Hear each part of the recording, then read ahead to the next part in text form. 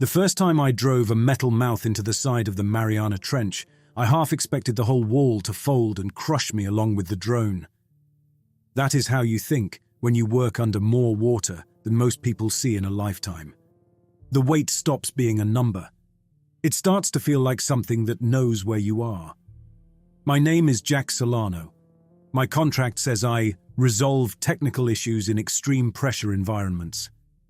In practice, I sit in a padded chair, slide my hands into a wet interface rig, and let a company that cares more about or output than my spine use my body as control hardware. On the day that matters, I was in the wet room of the surface ship Magellan Crown, riding a NOAA drone miles below. A NOAA is a mining drone with a cutting head built like a ring of tungsten teeth. The ring spins and chews rock in a tight circle. Through the gel sleeves, its arms moved as if they were mine.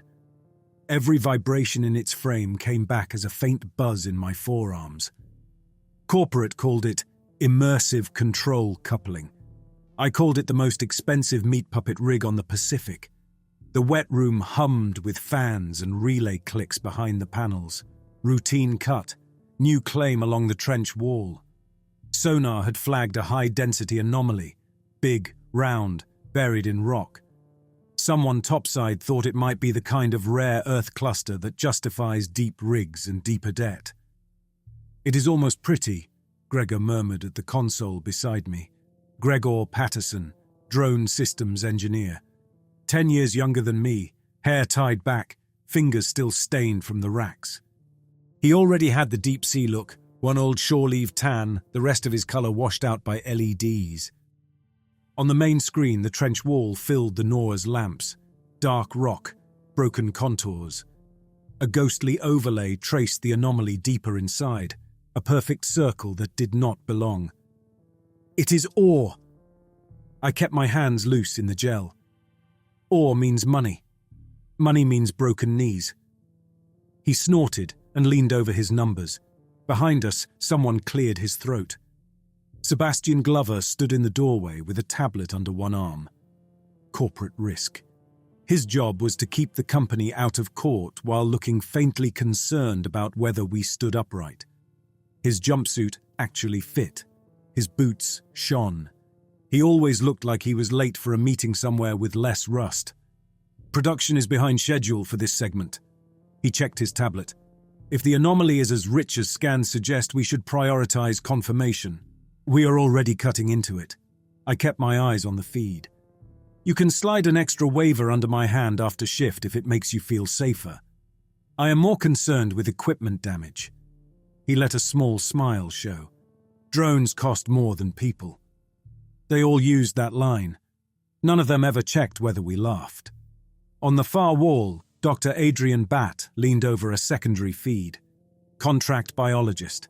The scans had hinted at organic traces, so they dragged him out here. Thin, sharp-boned, restless hands. His gaze bounced between readings like his brain outran the screen refresh. "Hold there," he called. "Those last returns look off." "Off how?" I eased the NOAA a body length from the rock. "Density variation, not gradual, layered, move in but easy." Layered sounded too close to stores energy for my taste, but my job was to chew. I nudged the controls. On the screen, the NOAA floated forward. The cutting head spun up. The faint vibration climbed into my wrists. Teeth met rock. Dust and shards drifted away in a slow spiral. The anomaly ring on the overlay brightened as we cut. Resistance shifted under my hands. Rock fought back, kicked and juddered. Whatever we met next did not. It yielded. Gregor leaned closer. "You see that torque drop?" I felt it. The chatter of stone changed to a drag that made my skin crawl. "Hold," Adrian urged. I backed the NOAA off a fraction. The cut showed as a scar along the wall. Halfway in, the groove opened into something else, a pale, smooth band that shone in the lamps. Parallel lines scored its surface where the cutters had passed, marks in something with give. "It is not rock," I said. "Composite inclusion." Sebastian stepped closer. "Fossilized material. We have had that before." "No. Look at the edges. The material sagged when we removed support. There is stored stress. That is tissue. Nobody repeated the word. We just stared. I zoomed in. The pale band filled the screen. The cut lines already softened, edges rounding as if the stuff was settling back. Tiny drops clung to rough spots and drifted free. "I did not sign up to chew meat," Gregor muttered. Sebastian kept his tone level. "We do not know what this is. We know enough to stop treating it like a rock face." Adrian tapped my screen. "Jack, move along the band. Gentle pressure with the arm, no cutting. I want to see how it reacts." A memory slipped in. Another ship, another hatch, a seep we logged as acceptable. A diver named Tomasz, squeezing through and not coming back in one piece. His name still woke me when a seal hissed in the dark. I swallowed that down and nudged the drone sideways. The manipulator stretched out. Claw brushed the pale band. The material dimpled. No crack, no flake. It pressed in, then pushed back. "It contracts," Adrian breathed. "There is active structure below. Think muscle." "Then we are looking at the world's biggest steak," Sebastian answered, "which is worthless until we quantify it. Proceed with cutting. Take a deeper core sample." "We should not." Adrian straightened away from his console. "We are interacting with a living structure under extreme pressure. We have no idea what balance it is holding." He caught himself, simplified. "Pressure balance," he added. "This thing has sat here a long time. You do not just carve into it. Our investors did not fund a deep extraction project so we could sit and admire an unusual wall." Sebastian's gaze did a quick sweep of the room.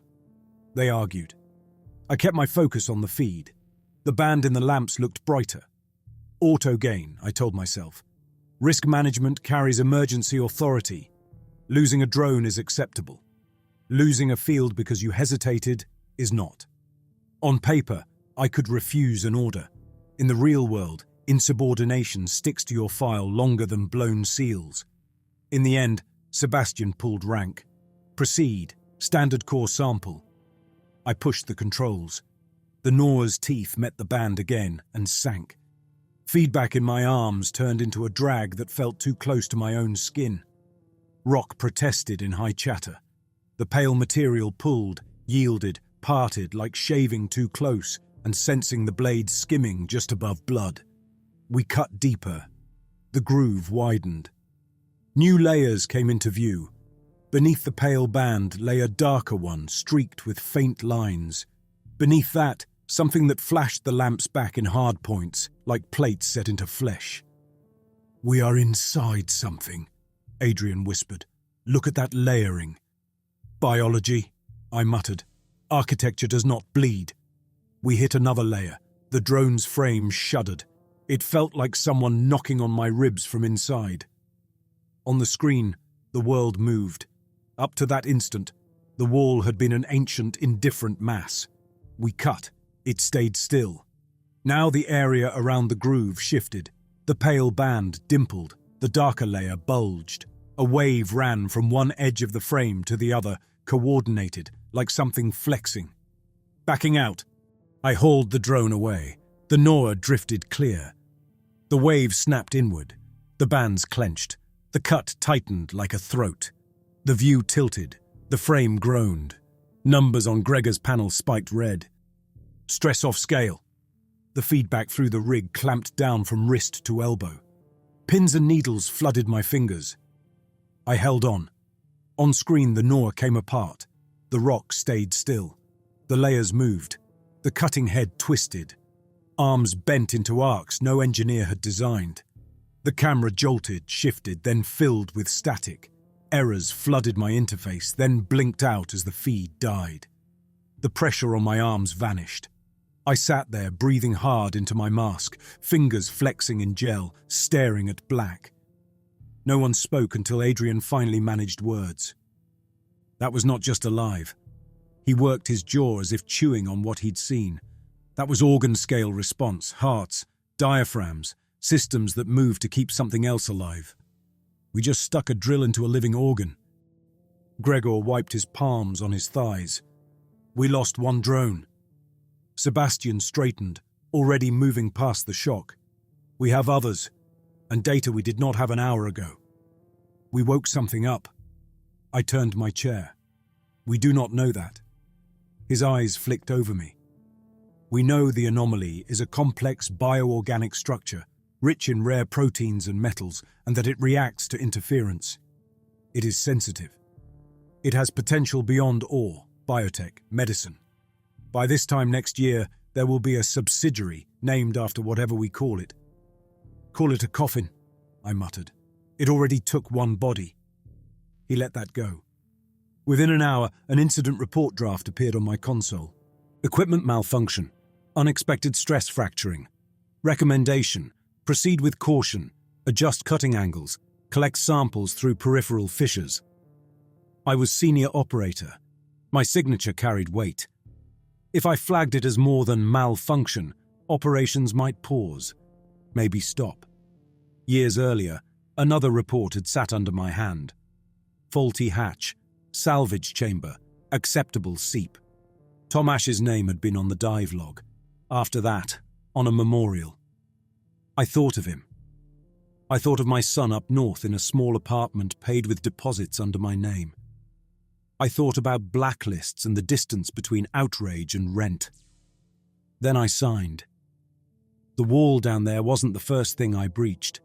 That happened in my own head. The structure below just used the opening. Months later, I rode a personnel sub down to live beside it. The company expanded the operation. The anomaly was too big and too rich to walk away. Magellan Crown's owners commissioned a permanent station so we could mine directly from the trench wall instead of hauling everything up and down. They named it Hadal 9.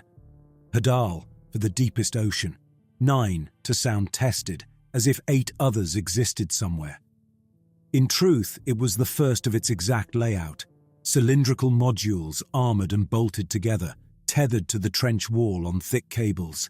Inside, life support, bunks, mess, control, labs, engineering, a docking arm for the subs coming and going. During descent, I watched pressure climb in neat green numbers. The personnel sub was a short cylinder with seats bolted to the walls. Opposite me, Gregor hunched over a tablet, scrolling diagnostics. Beside him, a tech I did not know picked at his collar. Above, the pilot's boots bracketed the viewport. With every 100 meters, the hull groaned a little louder. I knew the margins. The animal part of my brain did not care. It still felt like riding a beer can into a press. I'd done saturation before.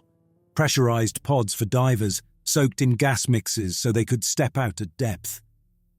Hadal 9 ran at surface pressure, a stubborn bubble of air against the dark. The sub's hull groaned as we sank, fighting to keep the ocean out so we did not implode on descent. Gregor tried not to look nervous. First long deployment this deep.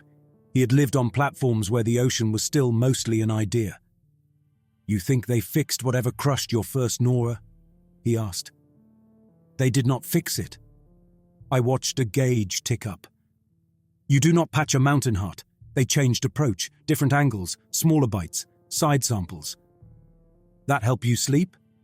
"It helps them. That is what counts." He huffed and went back to his tablet. When the sub clamped into Hadal 9's collar, the shudder ran through my boots. Locks equalized, doors opened, air washed over us. Closed habitat air, stripped of wind. Clive Ferguson met us at the inner hatch, chief engineer, thin, wired tight, grey threading his hair, eyes always calibrating some invisible diagram on the bulkhead. "You are late." He lifted my bag off the deck. "Half the station bet you would turn back at mid-depth. Only way I was going back was if the sub snapped and shot to the surface." I rolled my shoulders, and then I would not be around to collect. He clapped my shoulder once. "Good to have you down here anyhow." He walked us through the main corridor, narrower than the diagrams had suggested. Surfaces showed rushed assembly and later improvisation. Plates bolted over seams, extra pipes lashed to supports, cable bundles clipped wherever they fit. We had to adapt once we anchored. Clive ran a hand along a brace. "The wall is not uniform. You do not just hang a tin can and call it done." How close are we to the anomaly? I asked. Closer than I like. He nodded toward a bulkhead marked field control. They shifted the frame sideways to shorten tethers. Less sway, less power loss. Result, step out the mid-ring lock. Drift 10 meters. You can put your glove right on the weird patch. Gregor winced. Maybe do not phrase it like that. In control, Adrian waited. Thinner than on Magellan, deeper shadows under his eyes. The same jumpsuit as everyone else, but he still looked like lab gear had been dropped in an engine room. You came back, he noted. I go where the contract goes. I scanned the room. I did not think they would bolt the whole station next to it. Seems like daring the trench. They built Hadal 9 because of it. He gestured at the main display. This thing is the axis. Everything spins around. Screens covered the walls. Station status, tether tensions, external cameras, old drone runs. In the center, a rotating 3D model of the wall. The anomaly glowed pale inside the rock. The station clung to its flank like a barnacle on a knuckle. Sebastian was there too, looking cramped without his polished office. Jack, he turned from a console. Good, we need your experience. Extraction is behind target, the anomaly yields, but caution slows us. He let the word caution hang just long enough to land on Adrian. I'm all for caution when it is mine. I leaned on the rig frame. You may find your caution translates into faster identification of safe pathways. His smile barely moved, which improves productivity. Corporate Aikido. Turn every fear into a metric. I dumped my bag in the bunk module, 3 bunks high on either side, barely enough room to sit up, then reported to the drone bay. My new rig waited, upgraded sleeves, higher feedback resolution, more detailed ways to feel crushed. The first deployment from Hadal 9 went well. I slipped into the rig, slid into a Nora, guided it along the wall. Station lights cast a hard halo in the dark. Beyond that, nothing. We'd mapped more of the anomaly by then. The outer rock was thinner near the station. The pale tissue band lay closer to the surface. We worked along its edge, shaving narrow strips instead of diving straight in. Adrian watched every feed, logging reaction patterns. Clive watched tethers and anchor strain. Sebastian watched risk indices and yield. For a while, the structure behaved. Then it began to move again. At first, the changes were small, tremors when the Noras cut. Tether readings drifting in ways that did not match known current models. Compression waves racing through the rock into cables into the station's spine. On one run, as I guided a Nora, the pale band dimpled with no change in force from me. It sagged inward, then pushed out again. Did you lean on the cutters? Gregor asked. No. The band moved under nominal contact, Adrian noted. It is starting to anticipate load. You make it sound like it is thinking, Gregor muttered. Not thinking. Adrian's fingers moved over his board. Reflex. A loop. On the feed, the way the band moved looked too close to breathing. The first real warning came 3 shifts later. Routine run. 1 Nora cutting, 2 inspection drones watching, maintenance crew on tethers checking cables. On an overhead feed, a worker hauled himself hand over hand along a line. His name was Jun. I knew him well enough to nod in the mess. As the Nora chewed, the structure reacted. This time the motion was not local. It rippled along the visible section and beyond the frame. Tension spike on tether 3. Clive's voice sharpened over comms. Hold positions. On the feed, the cable under Jun snapped tight. It jerked up, then sideways, as if something had flicked it. Jun swung out from the wall, still gripping. His suit lights swept empty water. Reel him in, someone called. Before the winch moved, the wall bulged. Rock that had looked solid shivered. Pale material surged through cracks behind Jun. It flowed around his legs, then his torso, wrapping him where he hung. Cut the line, Clive ordered. The operator moved fast, but not fast enough. The pale mass thickened around Jun's waist. The tether cinched. When the cutter bit through, the free ends snapped back. but Jun stayed pinned. The mass held him to the wall. His helmet camera showed his view. Suit displays flashing, breathing rate climbing, pale tissue pressed against his visor. No water, no gap, just glistening matter inches from his faceplate.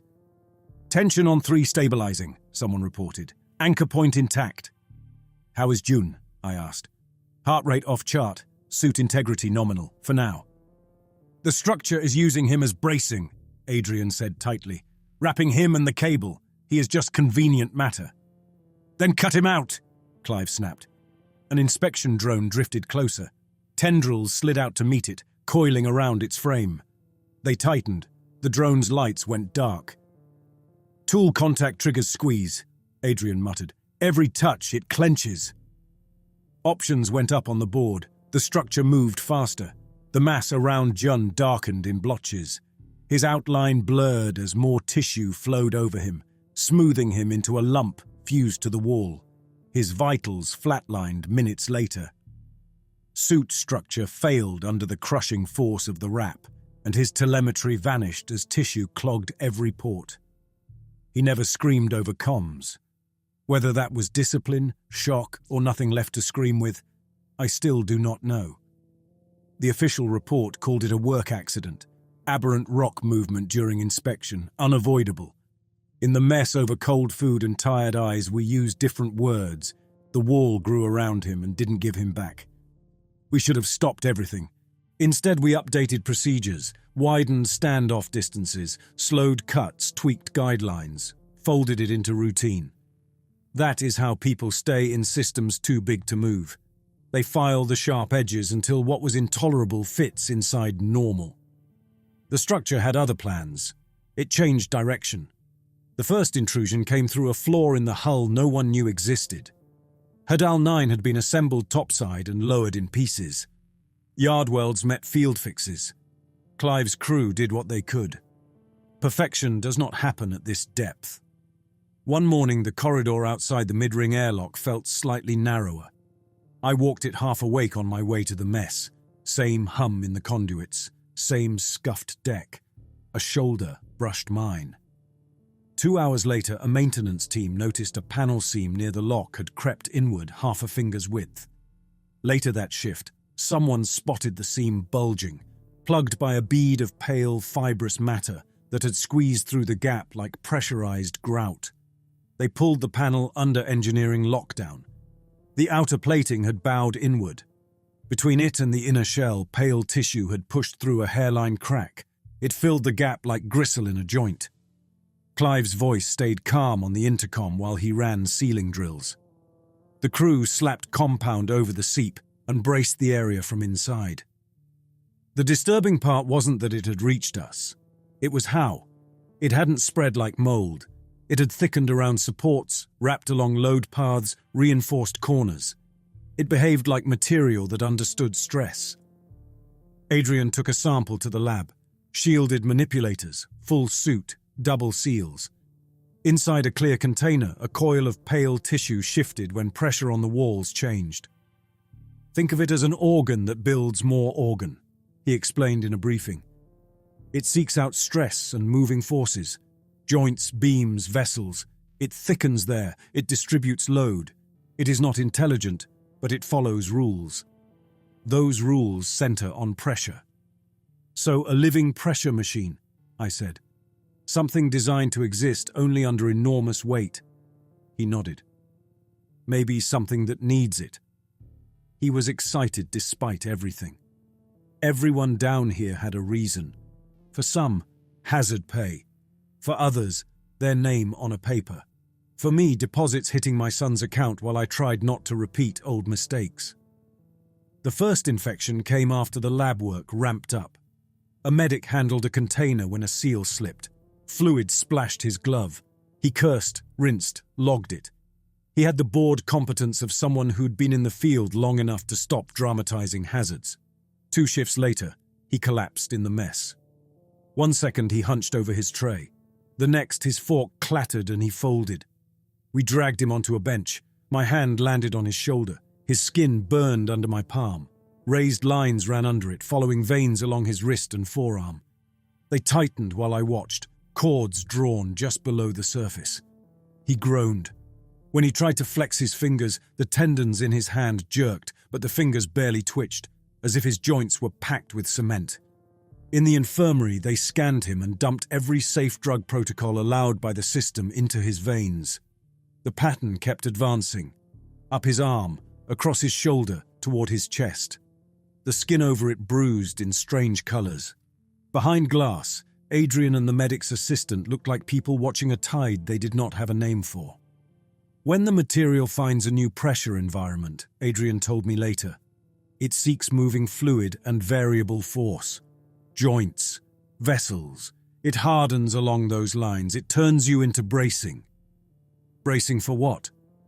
For whatever system it belongs to. And it does not stop at the host. It links structures.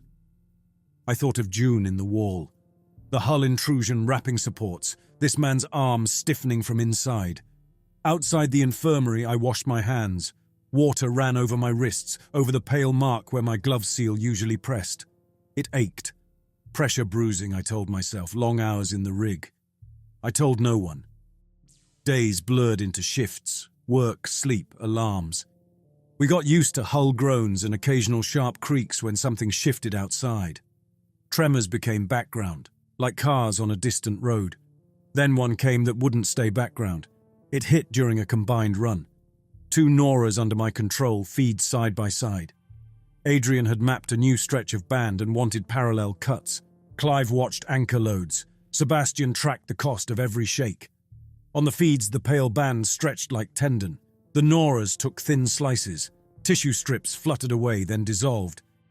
The first sign sat in the numbers, a subtle uptick across all tethers. "The wall is tightening," Clive said. "You're pulling more than usual, Jack." "I am barely on it. Those contractions are not local." Adrian pointed at the model. "The whole visible section is shortening. It is reacting along its length."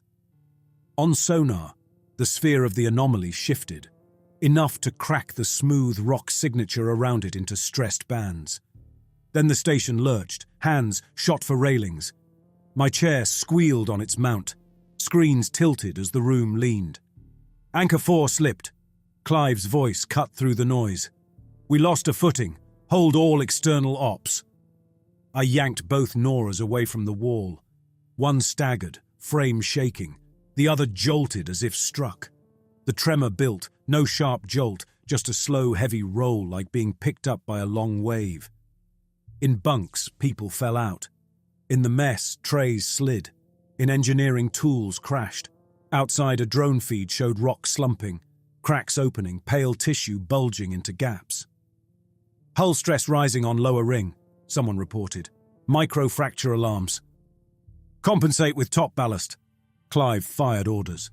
Ballast pods were heavy tanks bolted around the frame. Shifting their contents trimmed our balance on the wall. We dumped 3. The station tilted back a little. For a breath, it felt like we'd caught ourselves. Anchor 7 tore out. Its reading jumped from high tension to 0. The station rolled. The control module dipped. The ceiling tilted. I clung to the rig. Adrian hit the deck and caught a console leg. Sebastian grabbed my chair. Metal screamed against stone. Somewhere a module twisted. Distant crashes banged out an uneven rhythm. Outside, Hadal 9 slid. "We lost 7. Station is moving. Adjusting ballast. All hands, strap in. This is not a drill." On the model, the station icon edged down along the anomaly, closer to the trench mid-line. We'd come down as visitors clinging to something huge. Now the huge thing was deciding where we rode. When the slide finally eased and Clive's team had clawed back enough stability to keep us from peeling off outright, we crammed into control for a briefing. We now hung deeper and closer to the bulging mass. Several modules had crumpled. An equipment store looked like a crushed can. A storage pod had sheared off and vanished. A handful of injuries, one dead, pinned under a cabinet. Fewer anchors, less safety margin, more proximity. Adrian used the battered sonar model to lay it out. It is layered. He traced arcs. Outer bands act like muscle. Inside, chambers ring a central core. That core is denser than anything around it. Every contraction wave we see focuses there.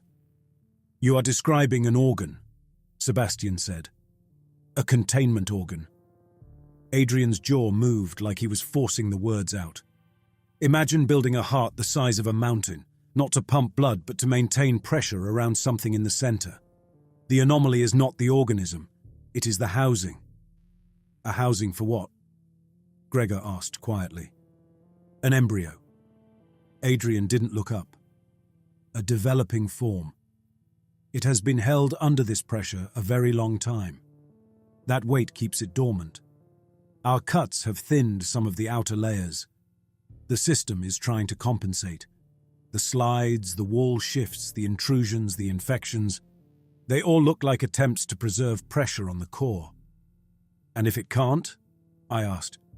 Then its other option is to complete the cycle. Push the core out into a new environment. The deep ocean, the trench floor, somewhere it can move under different constraints. Nobody rushed to fill the quiet. How big is the core? Sebastian asked. At least the volume of a small mountain. If it moves, you will not mistake it for background noise. Clive rubbed his face. We hang a tin can under a mountain heart that holds a mountain baby. We drill holes in its ribs. Now it flexes to keep the kid asleep. Ribs flexed enough to rip anchors, I said, staring at the map. If we keep cutting, we keep giving it reasons to clench. We cannot simply abandon the site, Sebastian answered. The infrastructure cost alone. And if it cracks its crib on the way out, Clive cut in. You think what happens stays inside this trench? You think water masses and seafloor and everything stacked on top respect your budget lines? They went back and forth. I watched the model. Sphere in rock, bands around it, chambers, the reflex that killed my first Noah, the wall wrapping Jun, the tissue pushing into our hull, the medic stiffening. An organ built by someone unknown long ago who had decided the only way to manage this thing was to chain it under miles of water. The ocean's weight wasn't poetic. It was hardware. We had been taking pieces off the lock. After the meeting, Adrian caught me by the doorway. I pulled old logs, he murmured, from Magellan Crown, older company archives. There were expeditions along this trench decades ago.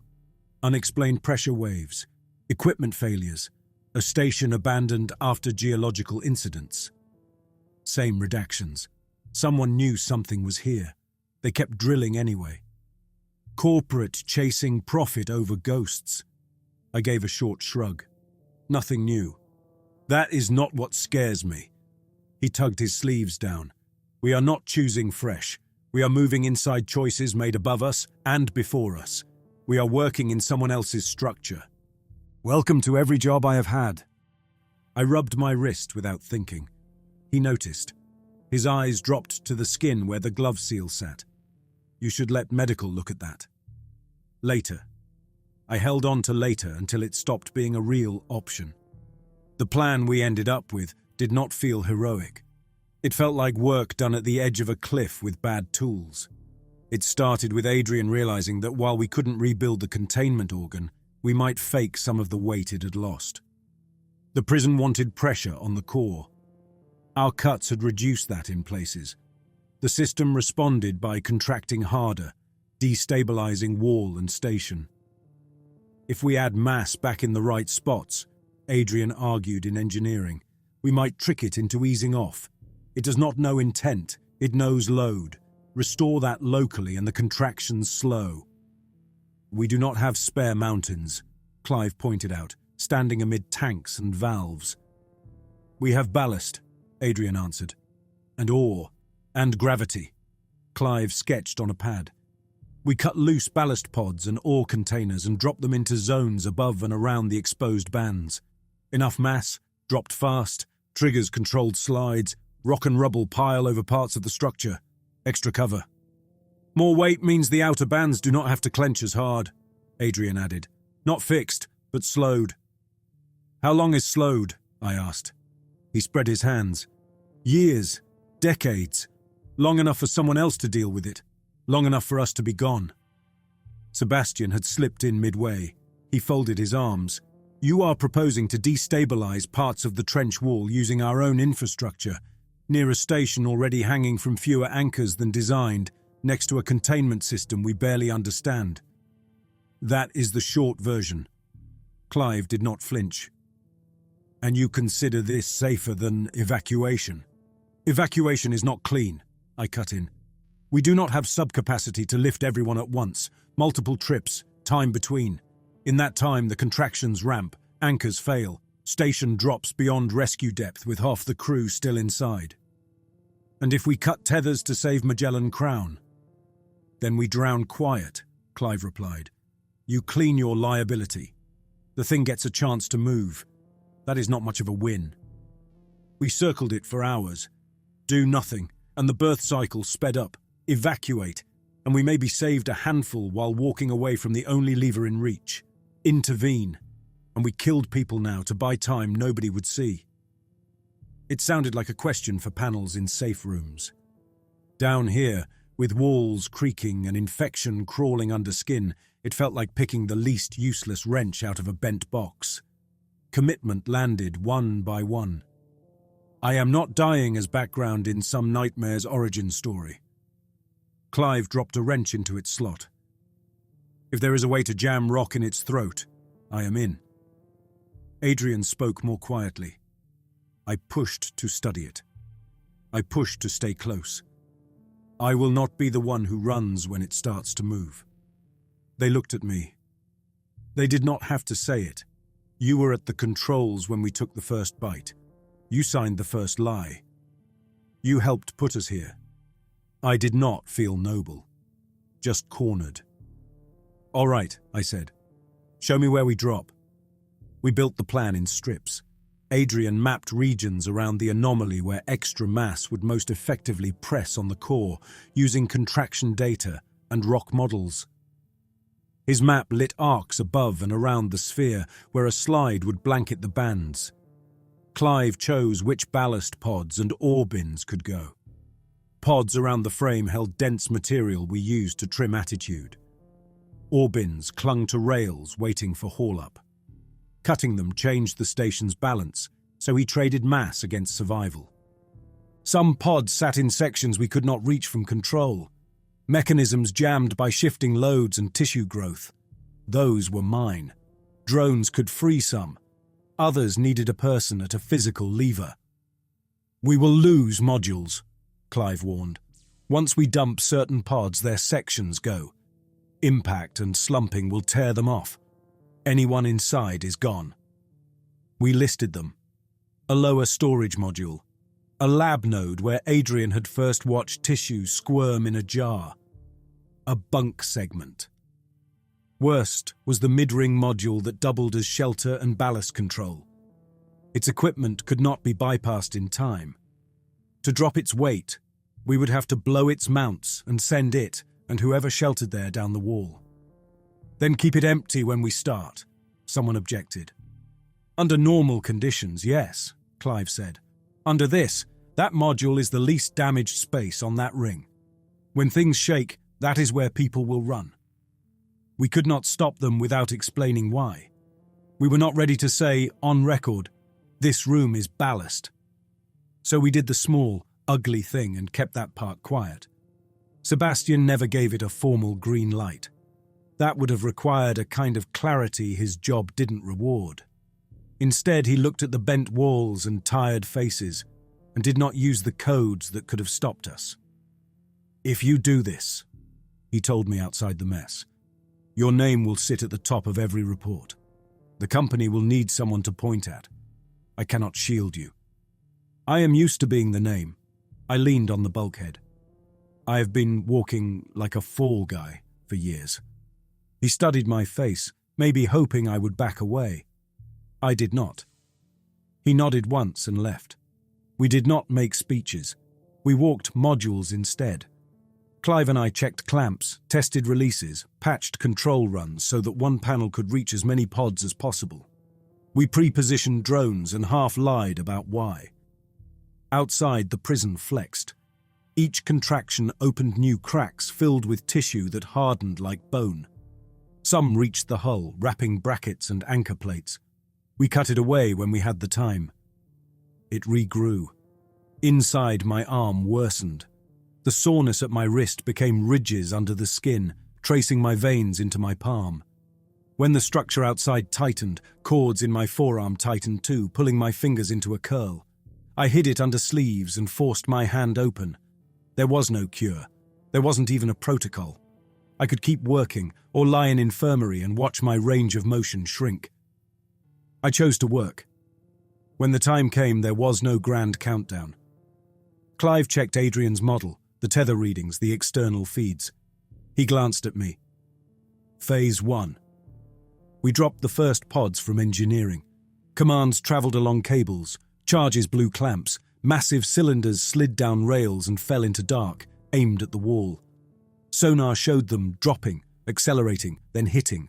Shock waves rippled, fractured rock gave way. Sections above the anomaly slumped. Dust billowed through external lamps, pale bands vanished under fresh rubble. The system reacted. Contractions raced around the newly buried sections, then zeroed in on places still exposed. Tethers creaked. Phase 2, Clive called. More pods went from lower positions, triggering fresh slides that chewed away old anchor points. Some tethers went slack as their upper ends broke free. The station swung on what remained. Inside, people grabbed whatever they could. A bunk block moved on its mounts. Boxes launched themselves across a compartment. Somewhere, a locker pinned a leg. Klaxons blared over the deep grind of stone. On the model, the sphere's outline shifted. Certain bands stopped moving. The core's outward shove stuttered. We did not get far before the first big loss. A lower ring cargo module lost its rock backing when a slide stripped it away. It hung for a second on tethers. Then they snapped. A camera caught the last image. People and crates rising together inside as the module drifted down. We cut the last cable manually to keep it from peeling more of the ring with it. The module spun into black. There was no time to name the dead. Phase 3 needed cutters and hands.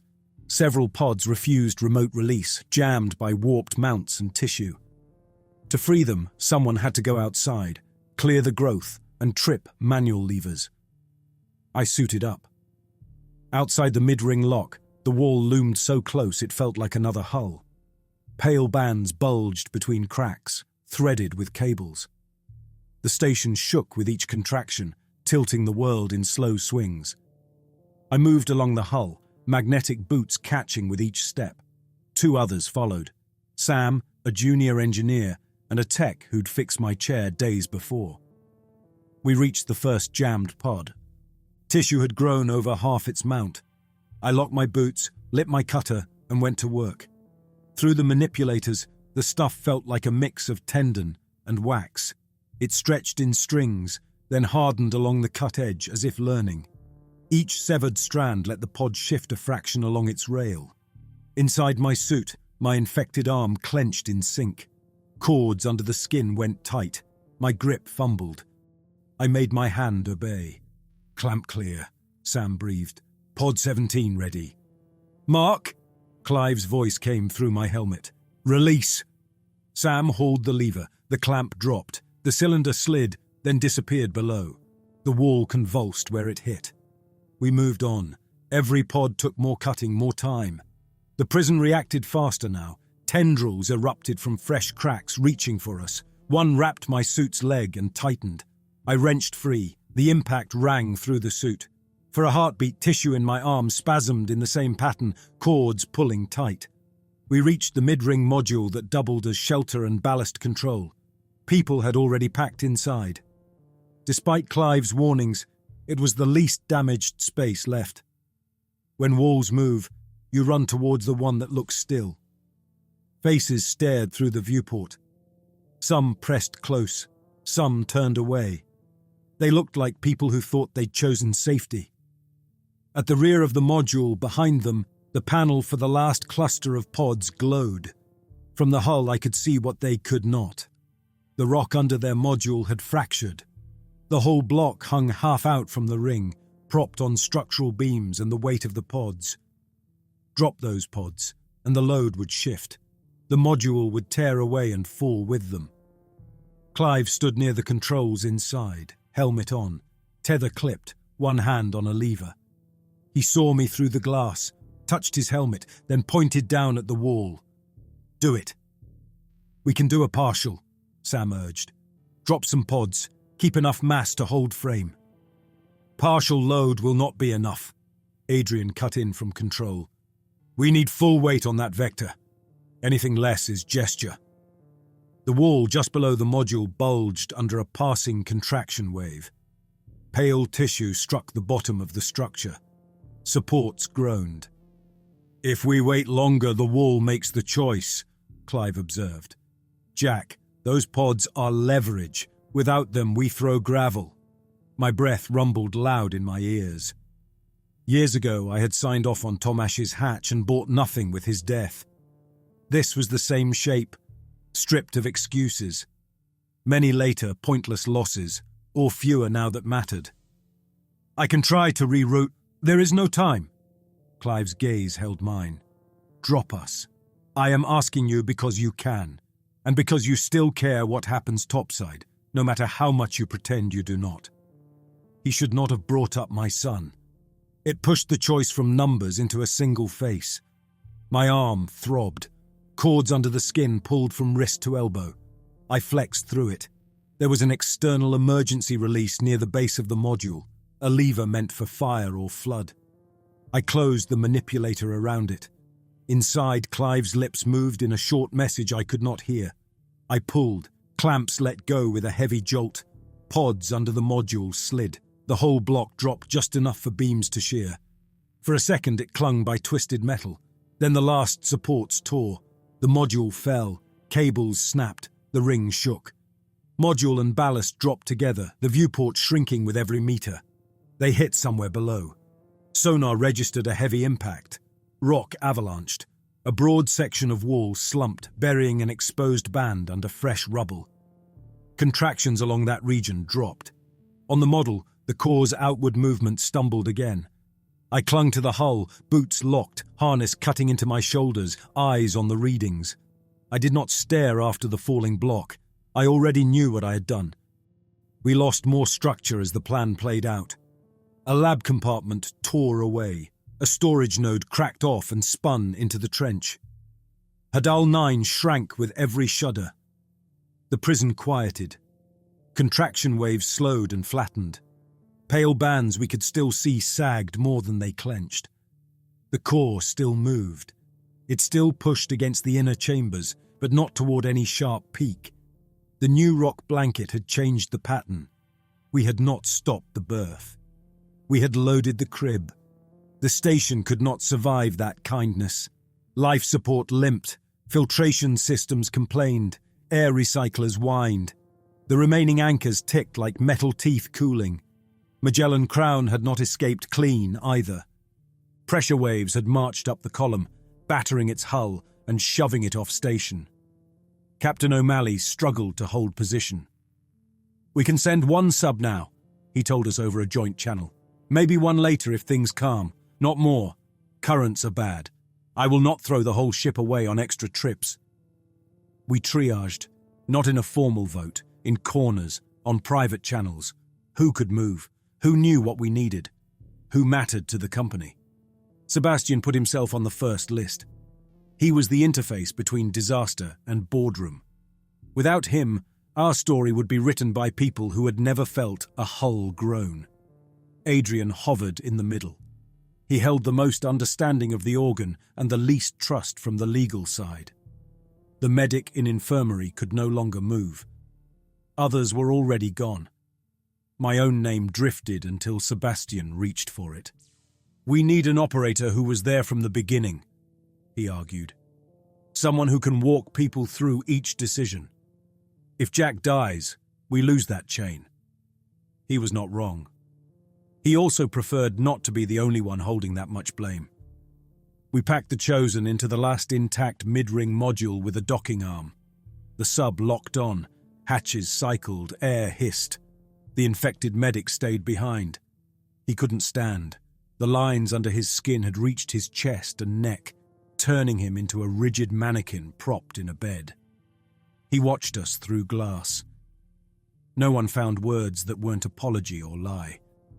My infection had reached my shoulder. The ridges under the skin formed a stiff network along bone and joint. Pressure shifts outside tightened them. My fingers moved in a smaller range now. "Topside they can study this properly," Adrian murmured near the airlock. "I doubt there is proper for this." I studied the lines. "Whatever is in me belongs deeper than any hospital."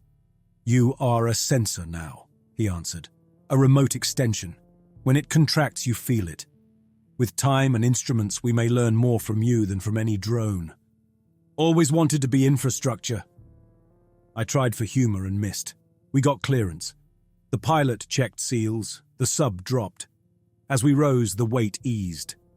Indicators slid down from red to yellow. My suit loosened. The tissue in my arm didn't like it. The cords under my skin swelled, pushing outward, as if the stuff inside me tried to expand into the space the ocean left behind. Pain flared sharp and electric. I clamped my good hand over my forearm and held on. Some small part of what lived down there wanted its peace back under proper load. We reached Magellan Crown in heavy seas stirred by the trench. The ship rolled. Winches groaned as they hauled us in. When the hatch opened and surface air hit my face, I did not feel safe. I felt exposed. Medics swarmed, scanning, tagging, shuttling people toward infirmary. Sebastian intercepted me. He steered me down a side passage to a small debrief room near his quarters.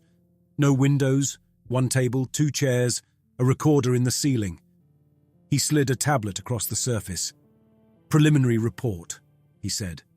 "Sequence of events leading to Hadal 9's partial collapse and the loss of life and assets." "Events," I repeated, not touching it. "Subduction shifts, unexpected stress fracturing, extreme conditions. The bioorganic material is referenced as a complicating factor, not as primary cause. Your ballast intervention is described as an attempt to stabilize the station and prevent full loss." "And the part where we triggered slides to reinforce a lock around a buried organism?" I asked. "That wording does not exist." He rested his hands on the table. "Nor prison at the bottom of the world. Our employer would prefer those thoughts stay off official channels. Of course. The narrative is simple." He tapped the tablet. "You and others acted under impossible conditions to minimize casualties. There will be honors for the dead, payouts, for survivors, medical coverage, and in some cases, settlements tied to non-disclosure. In exchange for marking this as what I remember. In exchange for confirming it as your formal statement," he corrected, "and for not contradicting it publicly." A stylus sat next to the tablet. It might as well have been a knife. Selling out the full version of a story is easy the first time. After that, it gets heavy. Each fresh compromise lands on top of the last. Refusing now would not lift Clive out of the rock or peel Jun out of the wall. The organ would still lie there under new rubble. The embryo would still push on its crib. The choice on the table was smaller. Whether my son received support, whether I got treatment, whether the next years played out under security or under a judge. I picked up the stylus. "You are thinking of your boy," Sebastian guessed. "I am thinking about load." I stared at the form. "How much you can stack on one person before it spills over onto his kids." "You already carried the harder part." He folded his hands. "What is left is this. That is what you always say before the pen." I signed. Later, in a narrow bunk as the ship rolled, my arm throbbed in sync with something I could no longer hear, but still felt. I pictured the prison below, wrapped in new rock, bands sagging, contractions slow. At the center, the core pushed out and slid back on a timescale that turned my life into a blink. Someone, long before us, had decided the only way to hold it was to bury its unborn form under miles of water and stone. Months blurred by. The company released a statement. Catastrophic structural collapse at Hadal 9 due to extreme geological activity. Lives lost, lessons implemented, Safety protocols reviewed. No mention of Jun welded into the wall. No mention of Clive's last look through the viewport. No mention of an organ you could see on sonar. They moved me into consulting while my condition was monitored. In practice, I was a contaminated problem they did not want on crowded vessels. The infection stabilized at my shoulder. The ridges under my skin settled into a fixed lattice along bone and joint. They did not advance, but they did not fade. Movement tugged on them. Sleep came with a slow, deep pulse. Doctors ran imaging, biopsies, tests. Under microscopes, the tissue looked like dense, coiled strands that responded to pressure. "We can cut it out," one surgeon offered. "And if you do?" I asked. "Down there. Every time it tightens, this does too. Every time pressure falls, it loosens. You think this is just scar?" He knew anatomy and knives. He did not know locks built to outlast shifts in everything humans consider permanent. I kept the infection. Eventually, they put me on a survey vessel. No mining. Just a ship running back and forth above deep water, dropping instruments and logging returns. Officially, I was there to advise on unusual patterns. Unofficially, I was far from crowded ports. One grey morning, clouds smearing the horizon. I stood on the aft deck while a deep sonar package went over the side. Cable paid out from the winch. The line thrummed under my gloved hand, a faint regular pattern riding the mechanical vibration. The cords in my arm tightened and eased in the same rhythm. Later, the tech in the instrument shack waved me in. "Solano." He tapped a display. "We are getting something odd from the trench." A waveform traced across his screen, small but clean, rising and falling at steady intervals. Not tectonic. He leaned closer. Too regular, almost like, I do not know, cyclic movement. "How often?" I asked. "Every few minutes." He zoomed in. Low amplitude. You would miss it if you were not looking for a pattern. And, I thought, if it was not tugging on your own tissue. He grinned. "We should send this straight up. Headquarters gets a kick out of weird. Maybe wait. Collect more runs. Make sure it is real, not noise." He nodded and turned back to his work. I stepped outside again. The sea looks normal. Heavy swells. A few birds. Nothing on the surface showed that far below a containment organ was groaning under extra rock, its bands sagging over an unborn mass that now knew, for a brief time, what pushing harder felt like. I raised my infected arm and laid my good hand over the cords. The rhythm sat there. I could have gone to the captain, insisted we mark off the trench, tried to blow the story open. Instead, I did something smaller. I used my personal recorder. "Survey vessel," I spoke. "Coordinates in header. Deep returns show regular substrate movement consistent with patterns during Hadal 9. Amplitude currently low, frequency steady. Containment appears intact but active. Personal note. Infection reflects signal as bodily rhythm. Subject functions as a kind of tuning fork tied to the structure below." I filed the log with a stack of dry reports nobody checked closely and copied it to a private device. I thought about who might see it someday. The list stayed short.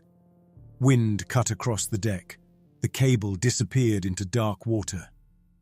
I watched the horizon, then the water, then the blank sky. What stays with me is not the pale bands or the hollows shaped like bodies in their walls. It is my own forearm under my palm, cords lifting and settling under skin, every faint motion yoked to something vast and unseen below. I live with that beat now. We bought time by dropping our own home into the trench. One day that time will wind down. When it does, someone will feel the change before any sensor. Someone carrying the pattern inside them. If I am still alive when that happens, I will know the exact moment the thing in its crib rolls over.